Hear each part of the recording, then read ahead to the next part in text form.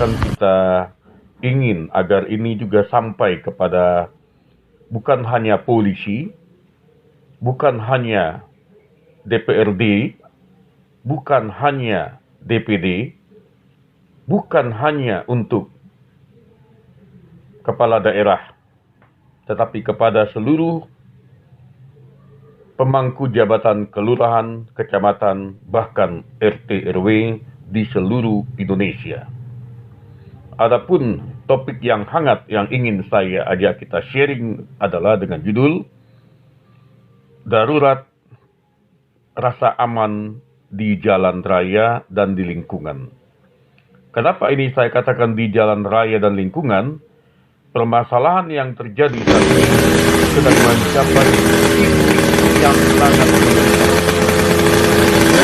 Adanya gerakan geng motor yang liar, gerakan kritik, gerakan gangster, gerakan aksi tawuran, dan gerakan koboi sedang menghantui masyarakat di perjalanan dan di lingkungan antar lintas wilayah. Sudah bukan rahasia umum bahwa setiap hari berita-berita penuh dengan sampah-sampah yang terjadi di dalam sosial masyarakat. Gitu, adanya tawuran oleh para pelaku-pelaku penjahat yang melakukan tawuran, pelaku begal, dan bahkan baru-baru ini korban begal sudah menyasar kena kepada polisi yang sedang ingin bertugas, polisi di perjalanan. Sudah waktunya para pemangku jabatan untuk melakukan tindakan darurat yang serius. Kita tidak fair bila hanya menyerahkan ini kepada polisi saja. Sebagai logisnya begini, Kapolsek atau Polsek lah ya, membawahi keamanan satu kecamatan. Nah, kita bilang kecamatan ya. Dalam satu kecamatan aja ada terdiri dari beberapa kelurahan.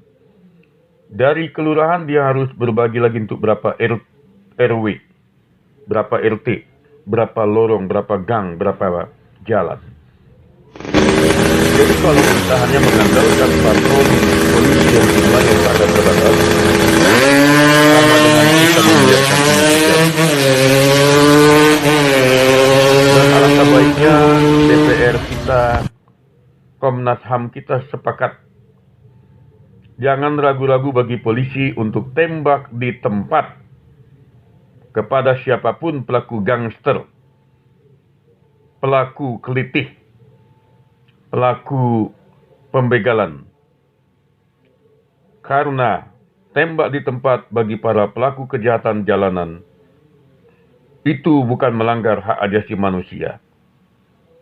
Justru kalau kita biarkan ini, polisi jadi ragu-ragu menembak di tempat, pelaku kejahatan ini berkeliaran, membacok siapa saja yang mereka mau, ini sama dengan tidak membiarkan hak asasi manusia warga dilindungi. Diminta Komnas HAM berturun juga ke lapangan. Membiarkan ini adalah suatu kesalahan. Jangan nanti ketika polisi menembak di tempat, baru ada ngomong hak asasi manusia. Hak asasi manusia ini harus dilindungi. Apabila tidak tembak di tempat, para begal-begalnya akan berkeliaran, akan membunuh banyak warga. Itulah yang melanggar hak asasi manusia apabila dibiarkan begitu saja. Dan akibatnya apabila ini tidak disegera ditindaklanjuti oleh Komnas HAM, DPR, Pemda, jangan sampai warga jadi terbiasa nanti melakukan dengan tindakan main hakim sendiri. Warga kita tidak suka main hakim sendiri apabila tindak tegas tembak di tempat kepada para pelaku kelitih, pelaku begal, gembong-gembong narkoba dan tawuran dilaksanakan. Apabila tidak, jangan salahkan masyarakat apabila masyarakat marah. Saya sudah melihat berbagai banyak medsos, begitu geramnya masyarakat, begitu gerinya perasaan masyarakat saat ini apabila setiap hari ada orang tawuran, ada begal-begal berkeliaran, bahkan korbannya polisi. Pelajar-pelajar kita, saya belum melihat tindakan dari Departemen Pendidikan Nasional. Seharusnya Departemen Pendidikan Nasional bisa mencegah tawuran dengan cara, satu, membuat aturan untuk tidak memakai seragam sekolah di luar sekolah. Seragam sekolah itu selayaknya dipakai di sekolah saja. Sehingga ketika ada tawuran pelajar, diminimalisir korbannya. Karena apabila terjadi tawuran pelajar, mereka akan mencari seragam atau nama sekolah yang ada. Yang kedua, pulang dari sekolah alangkah baiknya bis sekolah dikawal oleh polisi atau Satpol PP. Kerjasamalah. Jangan lagi anak dibiarkan sendiri-sendiri ketika terjadi tawuran, dia tidak ada yang nolong. Dan juga apabila terjadi pelaku tawuran ini, harus ada hukuman yang membuat mereka jerah. Hukuman itu bisa menjadi denda bagi orang tuanya yang ikut tawuran. Uangnya diserahkan kepada kas Pemda negara untuk bisa operasional penangkapan besar-besaran apabila terjadi tawuran. Yang ketiga, kita memiliki banyak ormas kepemudaan. Begitu banyak orang bisa demo kalau ada hal-hal yang bersifat politik. Begitu banyak orang bisa demo apabila ada hal-hal yang digoreng pada hal yang panas. Mengapa tenaga ini tidak digunakan untuk bisa menangkal kejahatan?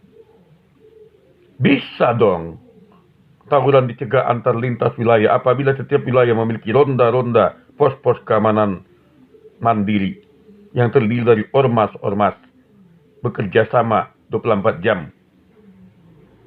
Tidak mengatasnamakan satu ormas saja, tapi semua ormas. Sehingga ketika ada bibit-bibit gatal tawuran atau geng motor atau kelitih atau gangster, semuanya bisa ditangkap dan diserahkan kepada polisi. Yang keempat, kita memiliki banyak tokoh-tokoh agama, pendeta, ulama, dan berbagai tokoh agama.